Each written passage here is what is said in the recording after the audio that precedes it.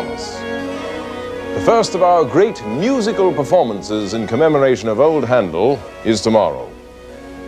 All of London's most fashionable society will be in attendance, led by the King, the most enthusiastic Handelian of them all.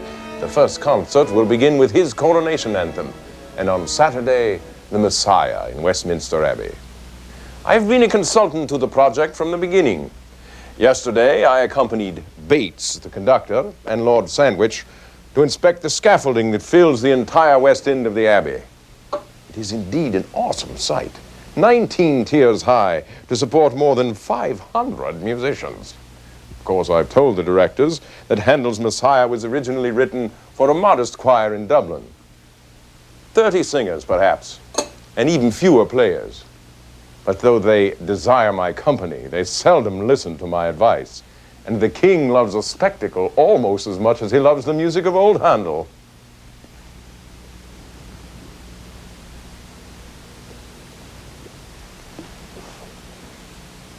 But entre nous, I must admit a certain fascination in hearing Handel's orchestra augmented by all those horns and military drums. Lady Sackville expects the band to be so loud that she shall never hear again.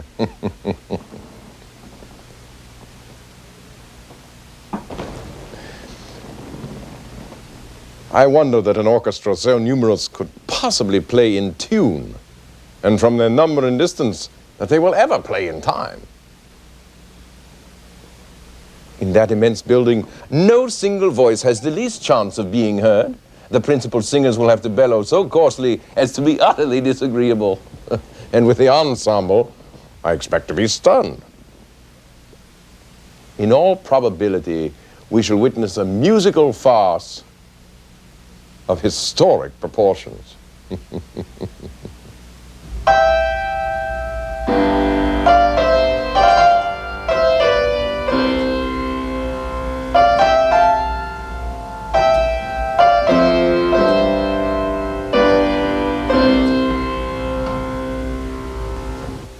Fine, madam, but we must always remember to keep the hand round, which can only be done by holding the thumb constantly over the keys. As you know, madam, it has been my constant endeavor to avoid musical feuds and factions.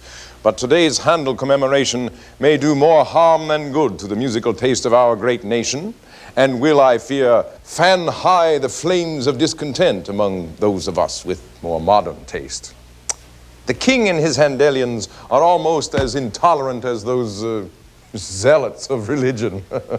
And any of us who speaks irreverently of old Handel is to them as blasphemous as one who denies the miracles of a titular saint. But, risking excommunication for my blasphemy, I must point out what I find artificial in the music of Handel. Listen to the obvious way in which he has depicted rage in this aria from Messiah. I know the nation's rage.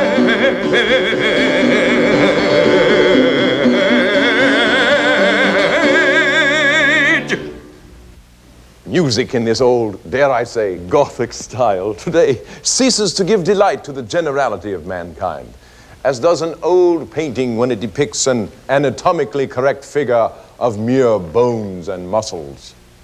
Our modern artists depict the mature fullness, grace, elegance, and subtlety that arises from the glow of health and the honest expression of natural sentiment. It is not enough to fill the ears with mere sounds. Today, music is expected to awaken ideas, paint images, and carry sensations to the mind. As in The Air by Joseph Haydn, let us turn to your lesson.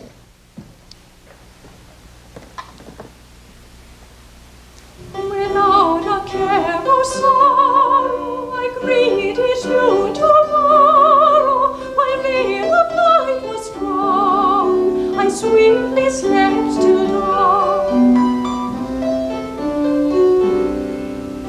My spirit soars unbounded, my spirit soars unbounded, for freedom is delight.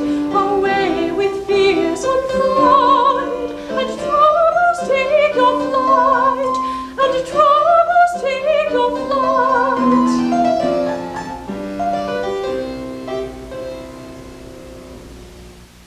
Lovely, my dear. What could speak more clearly to the sensibilities than this graceful melody of balanced phrases atop the support of a few gentle chords?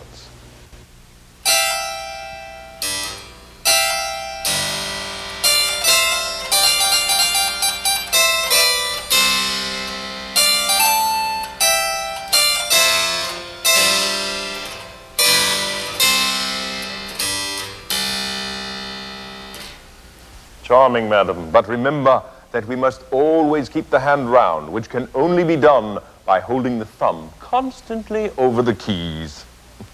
So, we shall hear more of our great Handel in but a few hours, and though not with the same fine taste with which you have just played, certainly with great effect. That enormous orchestra will surely produce a sound such as we have never heard before. Madam, all our countrymen must appreciate the labors of your family in keeping our ears tuned to the harmonies of our immortal Handel, and you must be truly gratified that all of London has bought tickets to these great concerts. And indeed, 'tis honor well due Handel. Did he not spend the greatest part of his life in the service of our country, improving our taste? I well recall first seeing Handel when I was a lad of but 15 years. He passed through Chester that year on his way to Ireland to perform Messiah for the very first time. Why, it must have been 1741 or 2. At any rate, he wanted to see if there were any wrong notes in some music which had been hastily transcribed, and he asked the organist there, Mr. Baker, my old teacher, to gather any of the choirmen who could sing at sight. One of the best musicians in our choir was Jansen, the printer.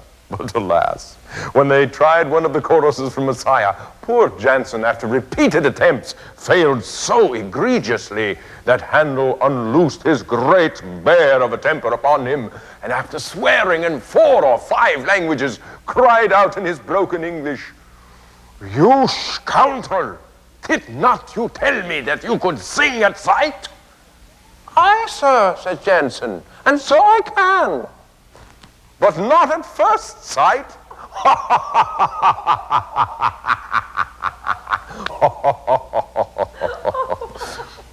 That same great wrath was directed at me some years later when I had the honor to see him regularly at his house in Brook Street.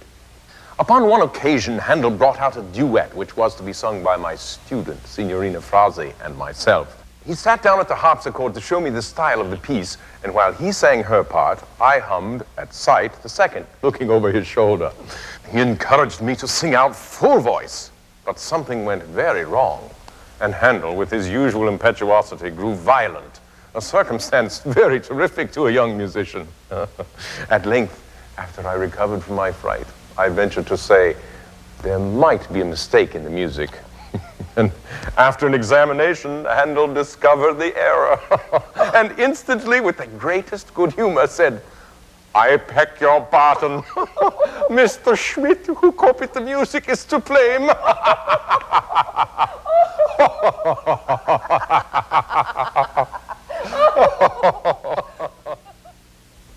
Twining, my friend, we must toast the success of today's concert. I have long been watching the operations of good music upon the sensibilities of mankind, but never before have I observed such curiosity, attention, and satisfaction in the faces of the spectators. The power of those choruses moved some to tears and fainting, while others melted by the exquisite sweetness of the solo voices. Some were in ecstasy, others had looks of wonder and delight. But nothing so impressed my ears as the moments of silence, which are not infrequent in Handel's music. In each unexpected pause, which generally catches the buzz and murmur of conversation, not a sound, as if none but the tombs of departed mortals had been present. And when the band resumed, it was as if a cannon had been fired. I would not have predicted such success, nor would I have imagined such a crush before the concert. I have never seen such violence in advance of music. Some of the gentlemen who had been waiting since 9 o'clock in the morning threatened to break open the doors. Thank God the directors resisted. Surely the feeble and helpless would have been trampled by the crowd. But except for disheveled hair and a few torn garments, no real mischief seems to have happened. And the concert has been judged an unqualified success. I admit that before the concert, I regarded most of the singers to be employed as birds of ill omen. I expected the ensemble to ruin my ears, but instead, it opened my eyes. The birds sang to me about a small pamphlet, an account of these commemorative performances for immediate publication, and of course, for sale. More brandy? Surely all of the gentlemen and ladies who've been so moved by these concerts would like to have some sort of permanent record. And perhaps they would be willing to pay a small price for such a great memory. I shall write a popular book to sing the praises of Handel, and in my dedication, I'll flatter our king's preference for his music. When your majesty is pleased to be present at musical performances, the artists may congratulate themselves upon the attention of a judge in whom all requisites concur, who hears them not merely with instinctive emotion, but with rational approbation. On Saturday, at the concert of Handel's Messiah, I intend to suggest this pamphlet to Lord Sandwich, and even to announce it publicly so that no one else can steal my idea.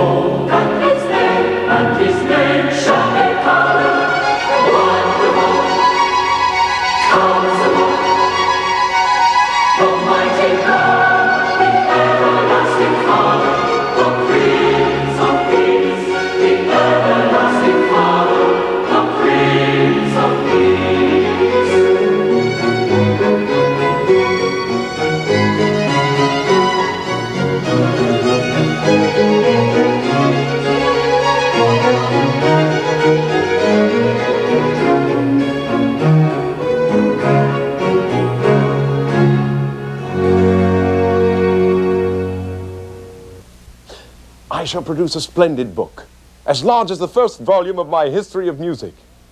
15 shillings with leather covers. The reader should remember the excitement of the occasion. Let me read you one of my preliminary paragraphs. In less than an hour after the doors were opened, the whole floor and galleries of the Abbey seemed too full for the admission of any more company. And the doors were all shut to everyone but the King's party, who arrived soon after 12. And when they entered the royal box, their faces were illuminated with pleasure and astonishment at the sight of the huge audience and the grand disposition of the orchestra and the chorus. Eagerness and expectation for the premier coup d'archet were wound up to the highest pitch of impatience when a silence, the most profound and solemn, was gently interrupted by the processional symphony. From my vantage point, the orchestra in Westminster Abbey seemed to ascend into the clouds and unite with the saints painted in the glass above, like a segment of one of Dante's 9 celestial circles, or choirs of angels, saints, archangels, and cherubs, who with hand and voice are forever praising and glorifying the Supreme Being, whom he places in the center of this paradise. Perhaps I could open with a quote from Paradise Lost of Milton.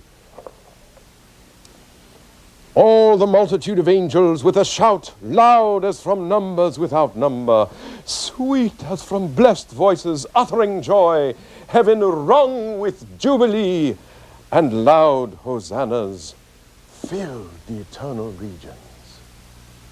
How sublime! I shall never forget the excellence of that superlative chorus, for unto us a child is born. Never have I felt the full power of choral music and harmony as at every introduction of the words, Wonderful Counselor, the mighty God, the everlasting Father, the Prince of Peace. And he shall reign forever and ever, King of kings and Lord of lords. Hallelujah, hallelujah, hallelujah, hallelujah, hallelujah.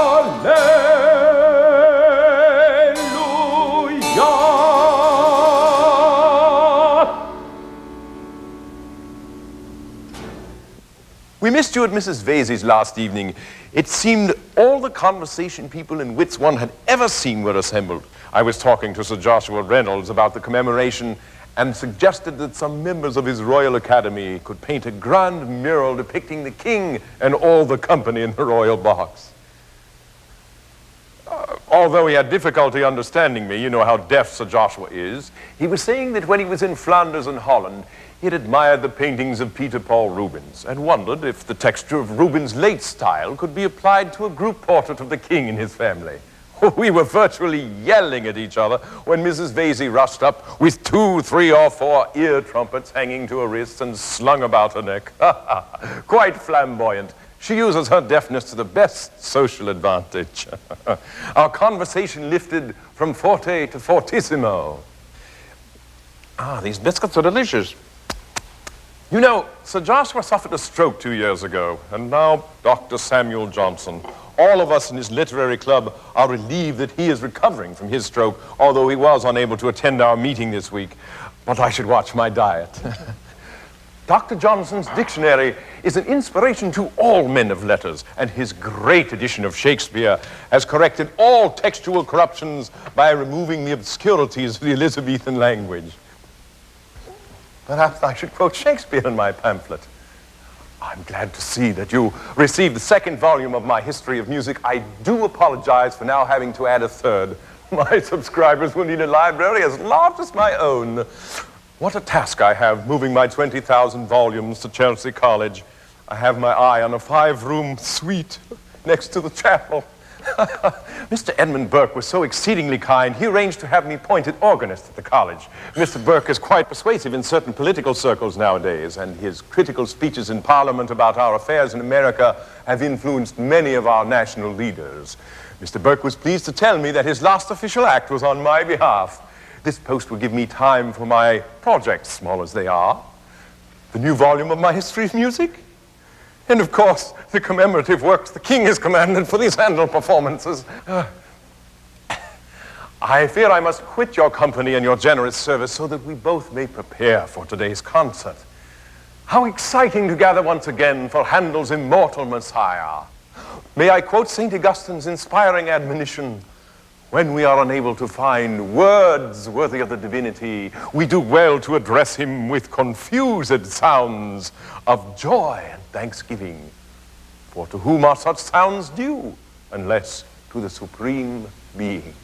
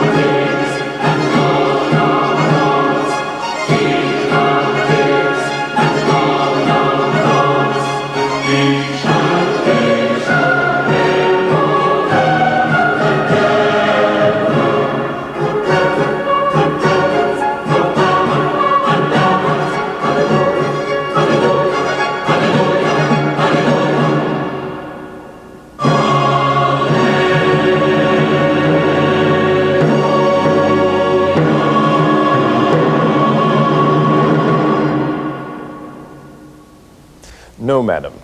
You must remember to keep the hand round, which can only be done by keeping the thumb constantly over the keys. Oh, madam, you must forgive my impatience, but I fear that much as I correct your pretty playing, I myself am to be criticized by those who have commissioned this pamphlet of mine. They are so intolerantly fond of Handel that no amount of praise seems sufficient. I do wonder what future ages will think of our veneration of old masters at the expense of our contemporary composers. Men of great genius languor in want because their music is blocked at the concert halls by the production of men long since dead, and music equally decayed. I would have thought that my modest reputation as a music historian would allow me to write about the merits of Handel and these Messiah performances with complete freedom. But Mr. Bates and the King insist that I remove any favorable notice of other composers. They ask me to abuse the best composers of Italy and Germany, to say that they are only admired through the want of good taste and the evanescence of fashion. I dare not say what I have long thought, that it is our reverence for old authors and our bigotry towards Handel that has prevented England from keeping pace with the rest of Europe in the cultivation of music.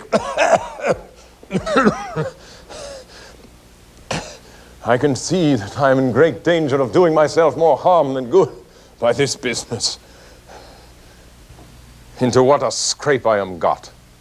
I set out with the design of praising honestly and heartily what I felt deserving, and to be silent as to the rest. And to be sure, I expected to earn a few pennies in the process. Today, Lord Sandwich said in passing, "You intend giving your profits to the fund, Dr. Burney, don't you?" I was stunned and could hardly answer. "No, my lord," I said, "I have no such intention. My profits will be a drop in the ocean against the thousands the Musicians' Fund has already gained by this commemoration.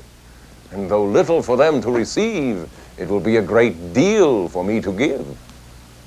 There's not a bookseller in London who wouldn't readily pay £100 to publish this pamphlet. I paid a guinea for my own admission to each performance, to say nothing of losing the income of dozens of private lessons. And giving up my copyright to the pamphlet will make my contribution much higher than my share, or that of anyone else. His Majesty expects it, says my lord.